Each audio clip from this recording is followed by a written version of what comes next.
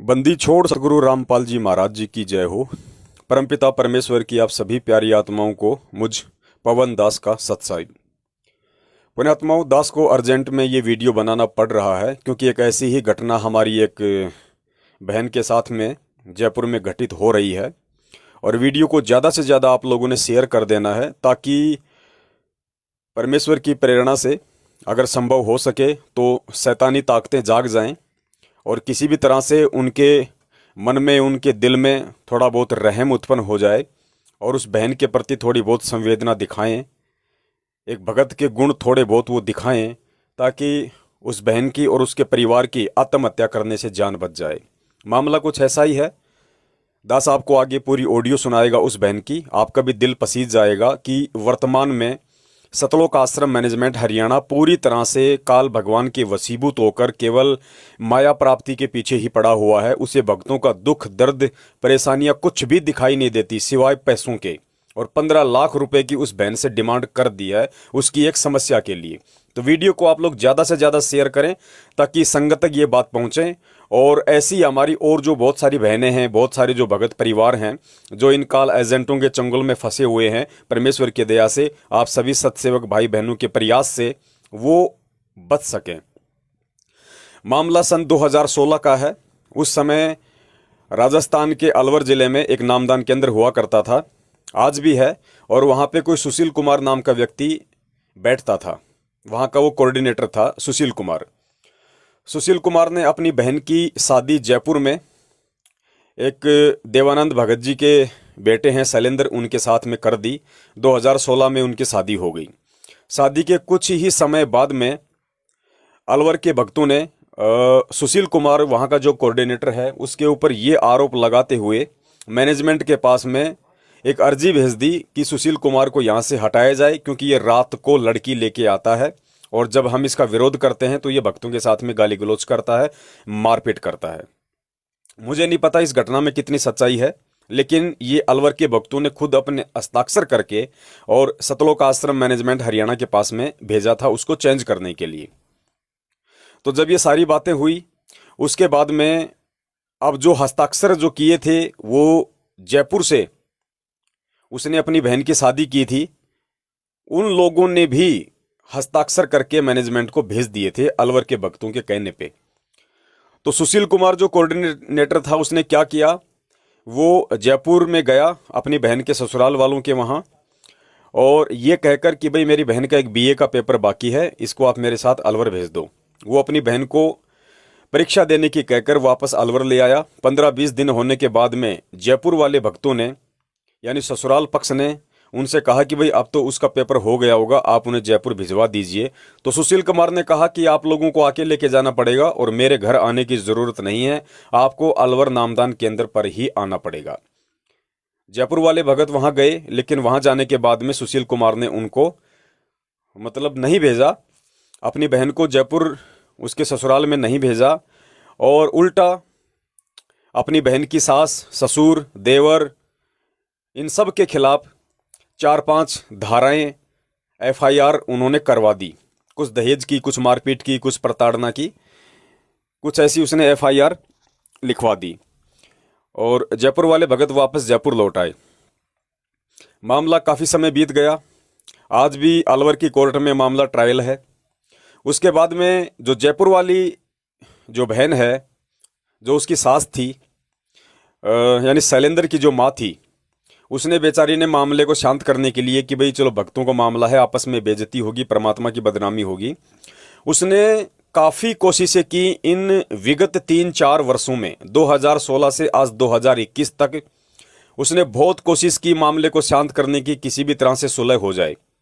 उसके लिए उस बहन ने सतलोक आश्रम मैनेजमेंट हरियाणा के यहाँ पे सैकड़ों की संख्या में अरदास लगाई।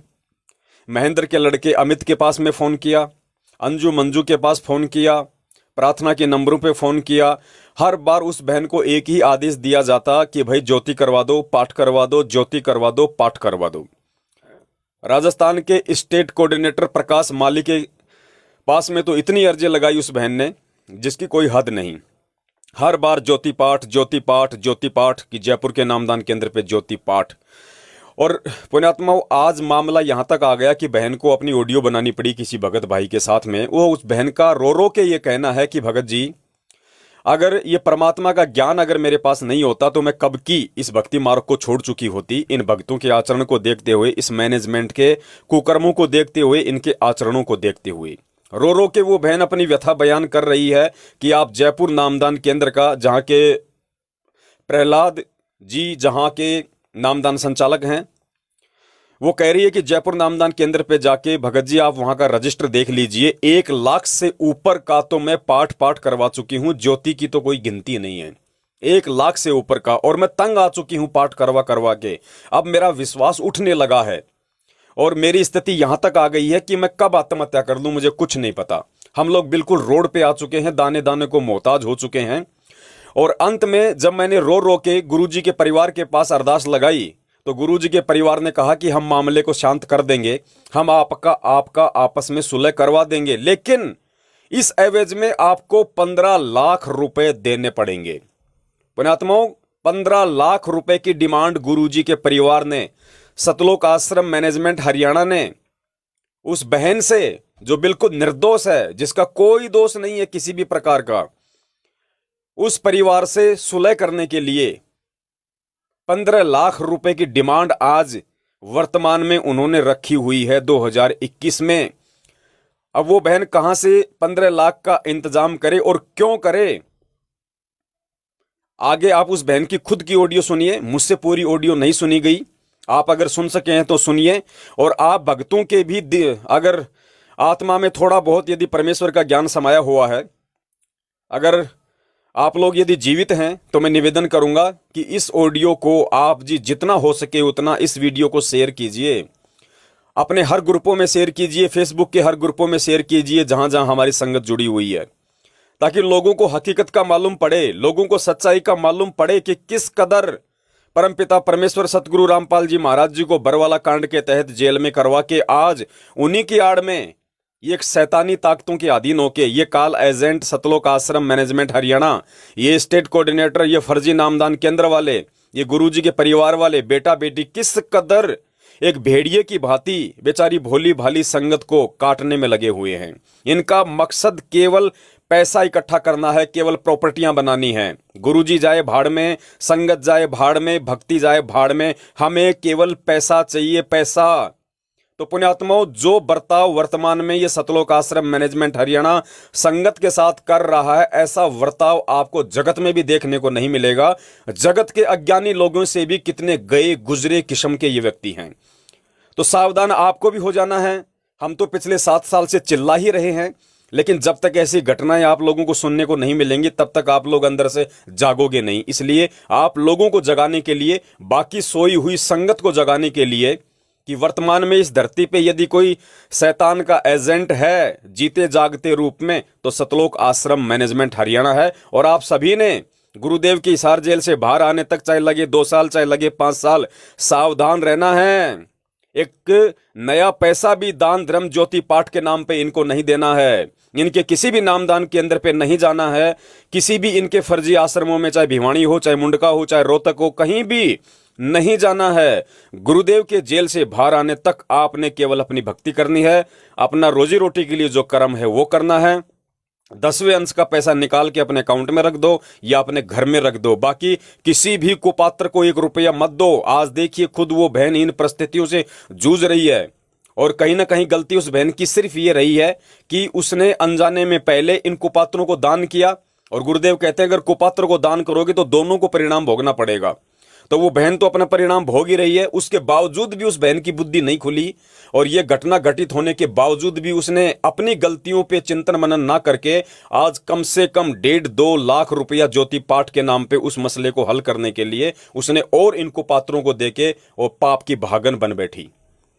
और पुण्यात्माओं, परमात्मा रजा करेगा कहां से, परमात्मा दया करेगा कहां से? खुद वो बहन की ऑडियो सुनिए, वो कह रही है कि मेरा विश्वास उठ चुका है, मेरा इन अर्जियों से विश्वास उठ चुका है। अरे बहन, विश्वास ही उठेगा? तुम तो दलदल में फंस चुकी है, तुम्हें तो बाहर निकलना चाहिए था। तुम दलदल से बाहर निकलने के लिए तुम और दलदल में हाथ पैर मार रही हो। ऐसा नहीं होता है। और पुण्यात्मा इसका परिणाम ये बहन आज भुगत रही है। अगर आप लोगों ने भी अगर बचना है, आप लोगों ने भी अगर सावधानी रखनी है और इस बहन की तरह यदि दलदल में अपने आप को फंसाने से बचाना है, तो एक ही उपाय है, गुरुदेव के ज्ञान को आधार बनाओ। किसी भी कुपात्र को 1 रुपया दान मत करो, क्योंकि सुपात्र केवल सतगुरुदेव है। सतगुरुदेव जी के अलावा ज्योति पाठ दान धर्म का पैसा किसी भी व्यक्ति को दे हुए, चाहे उनके बेटा हो, बेटी हो, भाई हो, बंधु हो, आप लोग उल्टे परेशानियों से गिरोगे। इसका जीता जागता परिणाम ये जयपुर की बहन है। सुनिए इस बहन के मुख से सारी उसकी व्यथा, और उसके बाद मैं निवेदन करूंगा जितना हो सके वीडियो को शेयर कीजिए। सत साहिब बंदी छोड़ सतगुरु रामपाल जी महाराज की जय हो। में डाल दिया था उस केस को। अब वो समझौते में उसने स्पष्ट मना कर दिया कि पार्टी ने, उसने खुद ने भी मना कर दिया कि हम समझौता नहीं करना चाहते। अब अगर जी मेरे पास क्या बचा, मालिक के पास में रोज अर्जी लगाती हूँ, खूब अर्जी लगा ली। भक्तों के पास में खूब मतलब अर्जी लगा ली, मालिक फिर वहां तक पहुंच गई, हरियाणा तक पहुंच गई, ऊपर तक पहुंच गई भगत जी। और अमित भगत जी, वो उनके भाई हैं, वो भगत जी, और वो मंजू अंजू भगतमती, और राजस्थान का कोनी तल की तो गिनती है, राजस्थान कोनी तल की तो गिनती नहीं कितनी बार अर्जी लगाई है। अच्छा। और जो टेलीफोन पे जो अपने होते हैं किताब में जो नंबर हैं उनमें भगत जी अब अपने अर्जी इतनी लगा दी, और मतलब जो अपनी जो भगत मिलाई होती थी उसमें भगत जी जाते थे, खर्चा करके जाते थे, खर्चा करके फिर भी हमारी अर्जी नहीं लगती थी। वो कह रहे कि ध्यान नहीं रही, याद नहीं रही, मैं तो भूल गया, अर्जी गिर गई, अर्जी गिर गई, ये हो गया। और हम खर्चा करके जाते थे भगत जी। जो जाते तो चलो जाओ तो खर्चा तो लगता ही है। कितना खर्चा लगता है भगत जी हरियाणा का यहाँ पे? लगता ही है वो तो मतलब हम तो पूरी तरह है ना भगत जी, देखो टूट गए। अब तो परमात्मा की बस रास्ते में बचे हुए नहीं, तो मतलब भक्तों ने मतलब खूब कोशिश करे कि मतलब हमारा अविश्वास हो चुका है मैनेजमेंट के ऊपर, भक्तों के ऊपर। अब हमारा अविश्वास हो चुका है, बस एक परमात्मा के चरणों में एक आशा की किरण बची है। परमात्मा तो करने वाला तो परमात्मा ही है, भगत कौन क्या कर देगा, भगत तो कुछ नहीं कर सकते। अब देखो कोशिश होती है, कोशिश मैंने भी खूब कोशिश कर ली थी, और 1-2 भगत और साथ जा के बात बैठ के बात कर ले, कोई बात पे आता ही नहीं है। अब भगत जी मैं तो सबसे बड़ी जात में अपनी अर्जी लगती है, वो झूठी अर्जी तो लगती नहीं होगी। तो परमात्मा प्रार्थना नंबर पे आपने प्रार्थना लगाई भगत जी? मैंने, मेरे पास में बकायदा रिकॉर्डिंग है बकायदा, और आपको यकीन ही है ना भगत जी? नहीं, यकीन तो क्यों नहीं है भगत जी, यकीन है। अगर आपको यकीन नहीं है तो मेरे को आपने ऐसे कैसे कह दिया? वो यकीन है, आप जो बता रहे हो कि झूठ थोड़ी बोल रहे हो।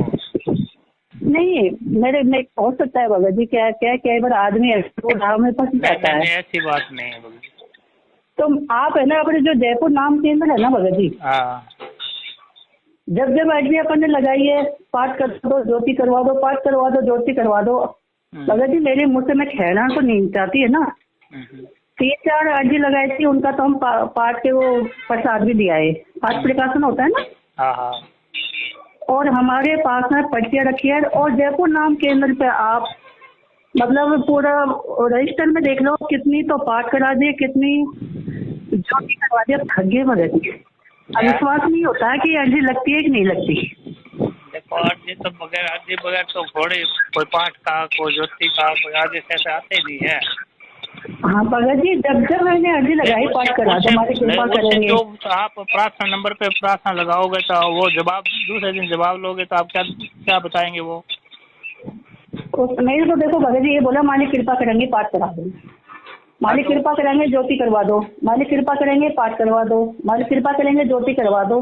अपने जयपुर नाम केंद्र पे बकायदा रजिस्टर में आप देख सकते हो कितने पाठ हो गए, कितनी ज्योतियाँ हो गई है। अब मैं बस थक गई पूरी तरह, मतलब हमको तो हम तो बचे हुए हैं भगत जी, नहीं तो भक्तों ने मैनेजमेंट वो मेरे मुंह से नहीं कहना चाहती भगत जी, मुझे माफ करना, परमात्मा मुझे माफ करे। हमको मरने के लिए मजबूर कर दिया इन लोगों ने, हम तो बस बच रहे हैं। बस इस तरह से मजबूर किया है भगत जी, इस तरह से मतलब हमको हंसे हमारे ऊपर भगत, हंसे भगत जी। तो जैर की घूट पी के हम यहाँ बैठे हैं और भगत कह रहे हैं पैसा देना पड़ेगा और आपको देना पड़ेगा, पैसा लेना बताया वो 15 लाख रुपया भगत जी, 15 लाख रुपया। अच्छा 15 लाख रुपया कह के गए भगत, बकाया था। अच्छा हाँ तो काय का मतलब देना भगत हम पड़ेगा? तो हंसते कोई हैं जुर्म थोड़े कर दिया हमने, 15 लाख देना पड़ेगा, काय का देना पड़ेगा? भगत जी। मैं मेरे मुंह से नहीं कहना चाहती, इसको लाखन से तो ऊपर तो पाठ हो गया। ज्योति की अलग, ज्योति की गिनती आप है ना, नाम के पर बकाया है, रजिस्टर में एंट्री है। अगर एक ही मतलब मैं झूठ बोलती हूँ, मेरे पास पर्चियां हैं, अगर वो वहाँ पे झूठ बोलते हैं ना तो भगत जी मेरे पास पर्ची है, बोलेंगे मेरे पास पर्ची है। 4-5 का मैं पावर ले आई हूँ। तो वो प्रसाद आता है, एक बार तो मतलब 2-3 बार तो मुंडका से लेके आई थी, 2 बार मैं भिवानी से लेके आई हूँ। तो मतलब वो पावर मतलब प्रसाद मिलता है परमात्मा का, पाठ की काफी। तो वो पर्ची तो मेरे पास नहीं है भगत जी, बाकी का तो सारी एंट्री है यहाँ पे। नहीं वो एंट्री मैं थोड़े देख रहा, एंट्री से अब थोड़ी पूछ रहा हूँ एंट्री की और की। तो भगत जी अब बताओ कितना दुख है, माफी मांगो, माफी मांग ली, क्या क्या करे भगत जी, ऐसा तो जगत में भी नहीं होता, बच्चे ऐसे से परेशान करे। अपना मैनेजमेंट है, परमात्मा ने मैनेजमेंट बनाया तो सुविधा के लिए बनाया है। तो ये थोड़ी है कि भक्तों को ऐसे असुविधा कर दो, उनको आत्महत्या करने के लिए मजबूर कर दो, ये कैसा मैनेजमेंट बनाया है? आज मेरा बच्चा है जो घर से निकल गया, सारे भगत हंसते हैं, क्यों हंसते भगत है? भगतों को तो साथ देना चाहिए। भगत यहाँ से सारी बात पूछ जाते, वहाँ से जवाब नहीं देते कि वहाँ पे क्या हुआ। अब देखो सब तरह से कोशिश कर ली भगत जी, मैं तो थक गई। दिया जी वो से यूँ बोले कि अर्जी लगा दे, मैं कि दिया जी मैं तो लगा के थक चुकी हूँ, मैं कोई अर्जी नहीं लगाऊंगी अब। और मैं अब भगत जी मैं तो सही कह रही भगत जी, अब मैं है ना भूख, मतलब मैं भूखी रहूंगी परमात्मा के चरणों में जब तक मुझे परमात्मा। अब मैं दिया जी से ये करूँ 10-15 दिन अगर मेरे को परमात्मा के हाथ से नहीं आया ना तो मैं परमात्मा के धरने पे बैठ जाऊंगी भूखी। परमात्मा वैसे भी तो मरे हम, फिर भूखी मरूंगी भगत जी, सच में सच्ची कह रही हूँ। मैं अन्न दाना नहीं खाऊंगी, मैं भूखे थोड़े मरने देते हैं। मैं भगत जी मैं बैठूंगी, मैं परमात्मा के चरणों में जोर दिला के बैठूंगी वहां, जब तक मुझे न्याय नहीं मिलेगा तो परमात्मा अन्न का दाना गिनाई नहीं करूंगी। मेरे साथ में सुना सर, मैनेजमेंट ने भी अन्याय किया, सब जयपुर के भक्तों ने अन्याय किया है मेरे साथ में, होने वाले भक्तों ने मेरे साथ अन्याय किया और मुझे हर तरह से लूटा गया वो यदि हर तरह से। मैं हर तरह से परेशान हो रही हूँ, कोर्ट केस में तो कोर्ट केस में परेशान हो रही हूँ, हर तरह से परेशान कर रखा। ये कौन सा न्याय है परमात्मा का? मैं परमात्मा के मैं भूख हड़ताल करूँगी परमात्मा के चरणों में, परमात्मा ग्रहण नहीं करूंगी। मैं दिया जैसे कह दी मैं 20 दिन दे रही हूँ तुझे, दिया दी तो कुछ करे तो 20 दिन के बाद में मैं परमात्मा के चरणों में बैठूंगी। मैं ग्रहण नहीं करता, मर जाऊँ, क्योंकि मेरे साथ में अन्याय हुआ है भगत जी, मेरे साथ अन्याय हुआ है भगत जी। मेरा बच्चा इतना टेंशन हो रहा था भगत जी, बहुत है ये सारा भगत जी। हम बस बचे हुए हैं भगत जी, सब बचे हुए हैं। हमको सारे जयपुर के भक्तों ने कर रखा है हमारे ऊपर भगत जी। मैं तो जाना छोड़ दिया भगत जी, सत्संग में पुस्तक सेवा में सब जी जाना छोड़ दिया भगत जी। नफरत होती है भक्तों के नाम से भगत जी, मालिक मुझे माफ करना परमात्मा, मुझे नफरत होती है मैनेजमेंट के नाम से, मुझे नफरत होती है भक्तों के नाम से। इससे बड़ा तो जगत अच्छा है भगत जी, जगत अच्छा है भगत जी, जगत कम से कम न्याय तो करता है, सच तो बोलता है कम से कम। भगत जी बहुत गलत है, भगत जी बहुत गलत हो रहा है, भगत जी बहुत गलत हो रहा है, ये सरासर अन्याय है भगत जी। मैं बात करता हूँ क्या करते हैं मैनेजमेंट से, मैं बात करता हूँ भगत जी। आप बकायदा मैं ना आपसे अब तक जो भी बोले बना, आपसे नहीं हर भक्तों से जहाँ भी बोला 16 आना सच बोला है भगत जी। नियम पे, परमात्मा के एक एक नियम पे चल रही हूँ भगत जी। क्यों हमारा सुल्तान हो जाए परमात्मा? हमने उसको जाने के लिए मना नहीं किया परमात्मा, हमने उस बेटी को दुख ना दिया परमात्मा, हमने कुछ लिया नहीं परमात्मा, हमने कुछ नहीं किया, वो नीट जात बात कुछ नहीं देखा परमात्मा। अंधविश्वास हो के आपके चरणों में आपके नियम का फॉलो किया परमात्मा, सुना कर दिया क्या? बिल्कुल किया है, बिल्कुल किया है। पता नहीं है दिया जी ने भी कौन सा जन्म का बदला लिया, पता नहीं है। दिया जी से मैंने बोल दिया जी हाँ मैंने चुपचाप बैठे हो। आज मैं कितनी परेशान हो रही हूँ, कितनी रो रही, कितनी तड़प रही हूँ, तो को तो मेरा दुख नजर आना चाहिए ना, किसी को नजर आया नहीं आया, कितने परेशान हो रहे हो। भगत जी केस में देखो पैसा लगता है, ये तो ना बिगड़ उसके केस हो जाता है भगत जी। हाँ हाँ, पैसे बगैर केस में और क्या कोई आमदन थोड़ी होती है। और ये तो क्या है भगत जी, मैं फिर भी परमात्मा आप हो, कोई बात नहीं, परमात्मा खेले जैसे जो जो खेते जा रहे मैं करती जा रही हूँ, कोई बात नहीं परमात्मा। फिर कह रहे 15 लाख रुपया भगत जी, 15 लाख रुपया मैं क्या अपने आपको बेचू है, मेरे बच्चों को बेचू मैं वो दूँ इसको 15 लाख रुपया? किस बात का भगत जी, किस बात का दूँ है, काम करना करूँ है? ठीक है, मैं बात करूँ, अभी बात करूँ, नामदान से बात करूँ, क्या चक्कर है, क्यों ये सहायता क्यों नहीं करे, अभी बात करूँ। भगत जी अन्याय हुआ है भगत जी, अन्याय हो रहा है वास्तव में। भगत जी बस बच्चे परमात्मा परमात्मा हम तेरा आधार पर बैठे बच्चा नहीं परमात्मा ऐसे भगत तो भगवान परमात्मा कभी मत हो, ऐसे भक्तों से परमात्मा हमको तो हाथ की बच्ची थी पूरा मेरी पेट भगत जी मैं वहां तक हो गया आगे में, शाम तक जाओ मैं दिल्ली वाले के से बात करनी, मैं वो पे फरीदाबाद मैं सब्जी को हुआ है भगत जी, सब्जी को हुआ है, मैं आपको नाम बता दूंगी, एड्रेस बता दूंगी सब्जी को भगत जी। मैं करूँ आपकी बात।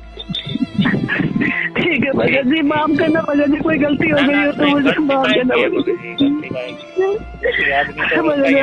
बहुत दुख है भगत जी, मेरे बच्चे बहुत परेशान हो रहे हैं। परेशान है, सभी परेशान है, आप भी परेशान हो, वो ठीक है। अभी बात हम भगत जी हम एक टाइम खाना खा रहे टेंशन के मारे, एक टाइम, और अब हमारे बच्चे ये कह रहे हैं कि परमात्मा तो न्याय क्यों नहीं करता, उनके अंदर अविश्वास पैदा होता जा रहा है परमात्मा।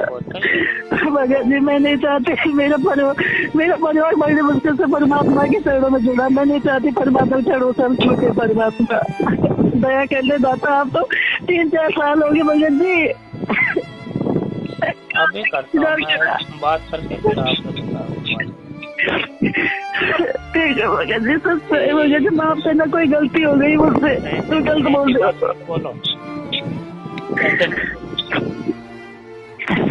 ठीक है भगत जी, ठीक है।